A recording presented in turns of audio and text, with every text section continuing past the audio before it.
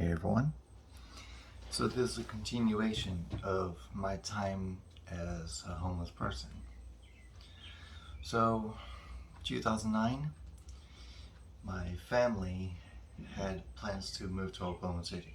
We were stuck in Clarksburg for a little bit, Clarksburg, West Virginia, and won't get into the circumstances of why we got there, why we went there.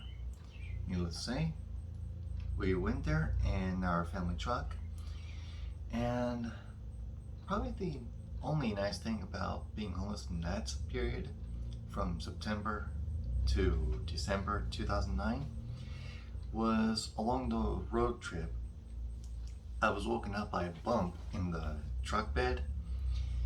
Turns out we were on the Mississippi River Bridge. Surroundings are nice, seeing that beautiful river. So we get to Oklahoma, and it was nothing like we had expected, even though I'd already been there once before for half a day. It's still different from West Virginia in so many ways. And this is right after summer had already ended. It was very early fall.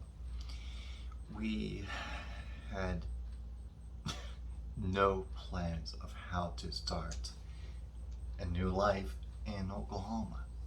We did the same mistake I did when I was in Huntington the first time. None of us had a job. None of us thought far enough to call in any few favors, and well, really, we didn't have anyone we knew of that could help us in Oklahoma. But Oklahoma City is really large. Surely there'd be someone that can offer a job, except this was in the middle of that double dip recession in 2009. So that wasn't going to work out for us. None of us had thought ahead to look for any potential places to live. And while homeless in Oklahoma City, we found out several things, such as not one homeless shelter in Oklahoma supported marriages. Whether you're a married couple or not, you are separated by your gender. If you're a woman or a child, you're in one section. But if you're a man, 18 and older, you're in another. They do not care how long you've been married, or if you just got married and came up on hard times. You were separated. That's it. And if you didn't like it, you can get out. So much for a Christian attitude for a conservative state.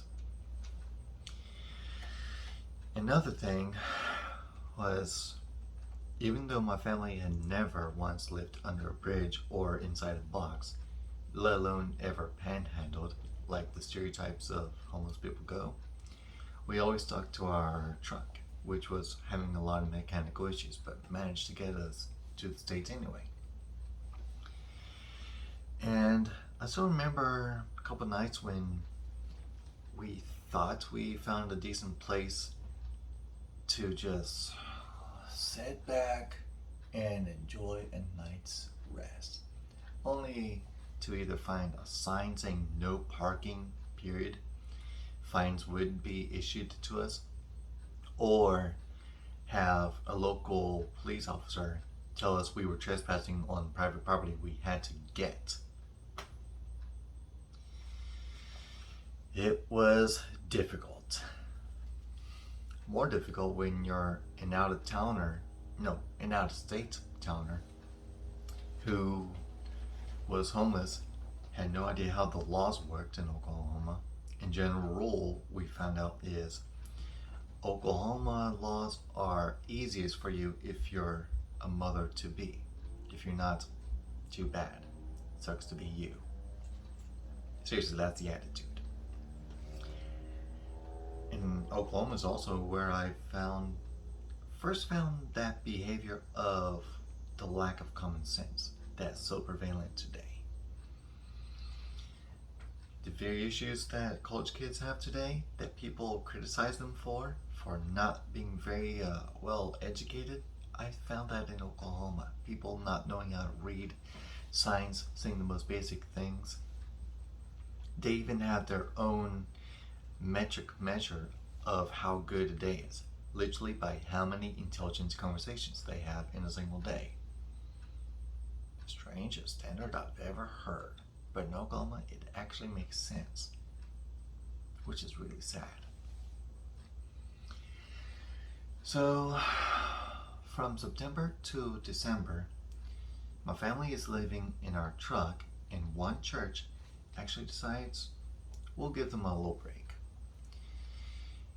And they let us live behind their parking lot. The nickname of the church kinda does not reflect the attitude of Oklahoma City at all. OKC Compassion. Compassion? Where? Even the church had quite a few flaws that my family didn't really like at all. But they let us stay in the back lot, and when the truck was just not able to do anything more, the church had managed to find an RV that was not usable, at least on road. We could stay inside as long as needed. Okay, we moved everything we had inside the RV for a little while. No heating, so we needed to try to find a place. Get a couple jobs, find a little place, and we did manage to find something from the church as well, but it was something. That RV is no more. Got torn down piece by piece. Excuse me, just had a brunch. And yeah, that's the end of that little story. That little piece of paradise of homelessness. So, Oklahoma City has quite a few interesting stories from me. But that's just the section of stories of being homeless. And fast forward 4 years, I and my family get a chance to move out of Oklahoma and back to West Virginia. Except I pulled the same mistake moving back to Huntington that I did the first time. I didn't think about looking for a job or getting a house, and I just get there with literally half my belongings. The other half, my family decided to keep for safekeeping. But in the first night that I was homeless in Huntington, a friend of mine from my college days saw me. We started talking for a little bit, and he says, "You know something, Jason? A roommate of mine just left a day or so ago. So you know what? I'd be honored if you decide to be my roommate for as long as you need be." Okay, I can do that. And it was in a pretty nice location, too. Just outside of the ghetto-like area of Huntington. And anyone in Huntington knows where I mean. Yeah, you know. So, while staying with my friend, trying to look for a job, and okay, I mean, I was a little lazy trying to find a place to live as well.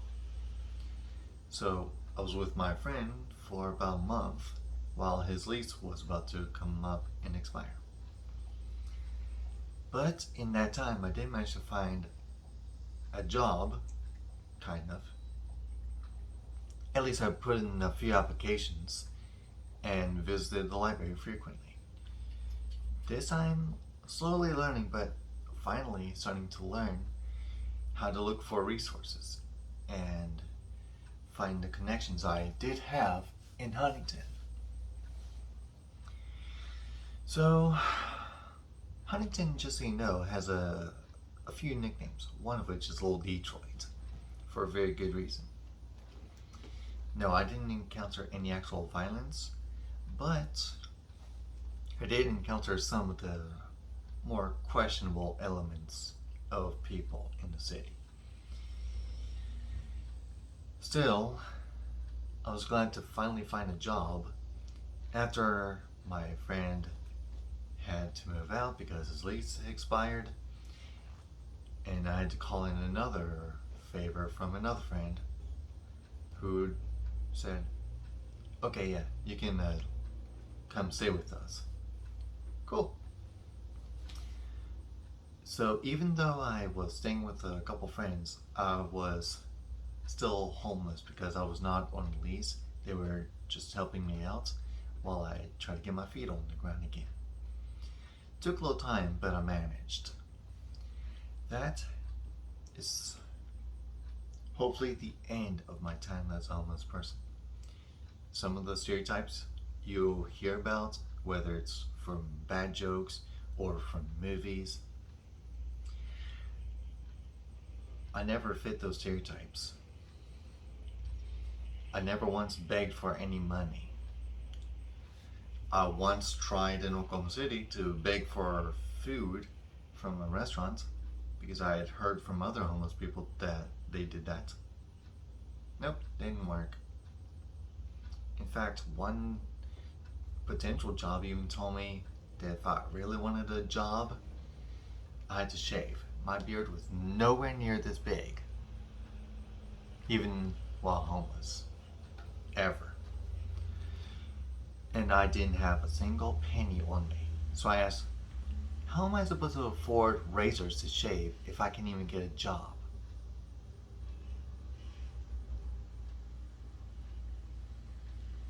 That was actually how the employee reacted. Like he couldn't think that far ahead. I'm thinking, what kind of people are these? So, yeah. Wait, actually there was one more incident of being homeless when I moved to this area, Morgantown, West Virginia, 7 years ago. Technically homeless because I just started living with my parents, not on a lease for a few months. So yeah, homeless again. But this time I did have some resources available. I even got a job within a week. Morgantown was definitely not in my selection of places to move to, yet it was available. And I had to move out of Huntington. And if you know anything about Huntington from 2014 when I had to move out, you know what happened in Huntington. So I can definitely say as a dark joke that I lived in Huntington twice and still live to tell the tale. So there you go. It wasn't easy being a homeless person, but I did learn a few things. And I'm a late bloomer, a slow learner, but I do learn eventually. Sometimes it just takes a little time. And these experiences are not absolute for every homeless person. Just like humanity, every experience is going to be different. And if you happen to be homeless, try to look for an interesting kind of resource you can use. Whatever skills you have, see if you can put into practice. It should be viable. And if people discriminate you because you're homeless, well, that's on them. At least you can try to make a living for yourself. Take care.